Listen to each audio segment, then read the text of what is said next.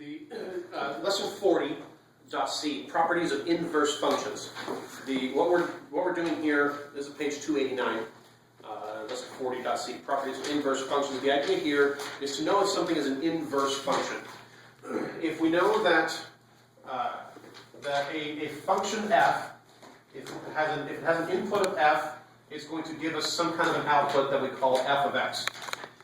The idea behind an inverse function is if there is some other function, call it h, if there's some function that can take the output from here as input and turn it back into the original input, then this would be an inverse function of f.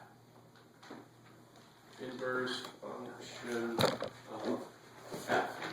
That's the basic idea. If you can take the input from one function to the output of that, feed it into another function, and end up with your original input. If you can do that, then this function is an inverse of this one.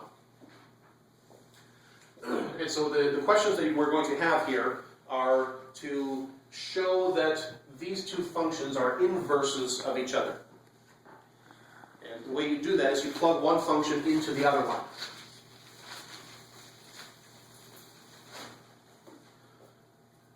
Alright, so if I take let's do the f of g first. Fine. I know. So this means we're going to take the f of the g of x.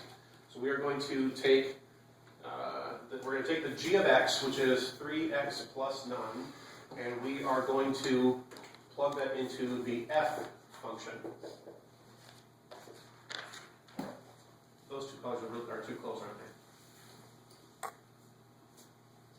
So we're going to take the g of x, and we are going to f it. So let's see what happens. Yeah. Let's distribute this. 1/3 times 3x. 1. Right, X plus 3. 1x.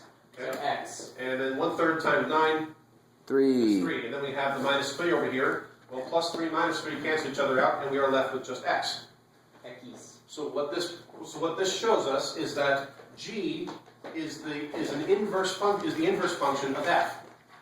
Let's go the other way. We had 2 of those. We had 2 of those in the previous lesson. Yes, that's what the book does. It gives you some problems that set you up for a future lesson. That's so Giving dumb. us a log question before we even learn it. Possibly. So dumb. Oh yeah, it did that, didn't it? Mm-hmm. Yeah. No book is perfect. All right, so let's do the other way. The g of f of Bible. x, which Yeah. looks like this. G. What? The Bible. I don't get it. You said no book is perfect. Oh, That's a whole You got collection me. of books. you got me. Okay, so we're going to I take the gotcha. g of the f of x. Let's write down the f of x, which is 1/3 x minus 3.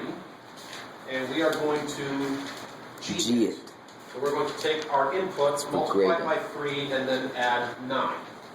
All right, so what do we got here? 3 times 1/3 x. 1. Yeah. That's right. X. 3 times negative 3. Negative 9. Negative 9. And we have plus 9 out here. Minus 9 plus 9 cancel each other out, and we're left with x again. Yay!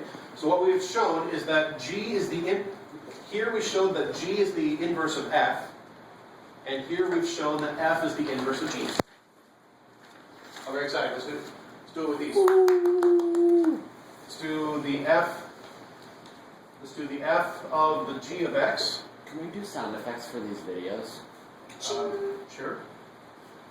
So the f of g of x. If we take the g of x, which is 3x plus 1 over x, and we are going to mix brackets and parentheses, apparently. So we're going to take that and take the f of that over here. So we're going to subtract 3 from that, and that's all under 1. Okay? And let's get a common denominator here. So now we've got 1 over 3x plus 1 minus 3x all over x. Well, 3x minus 3x, I do hear that talking, by the way. 3x minus 3x cancels. And so then we've got 1 over x. If we multiply the bottom and the top by x, those cancel and we end up with just x. It's always X. How very exciting. Well, if that's the way it actually works, then yes. Wait, it should always be x if it works, right? If they are inverse functions, then plugging one into the other will, after you simplify it, will give you just an x. Oh, which is. Oh, no, please, no.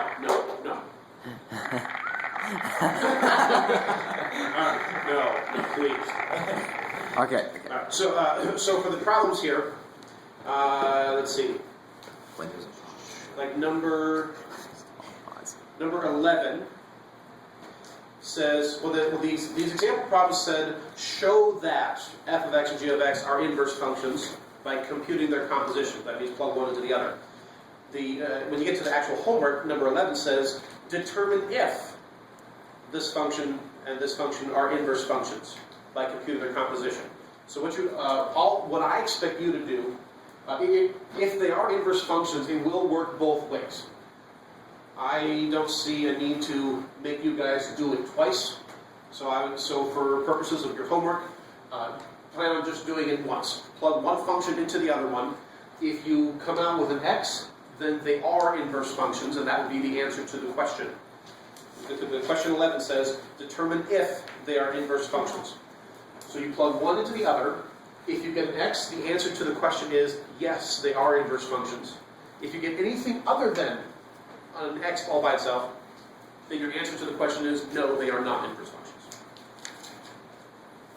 And that's it. All right, stop the video. These are great. Yeah, they are.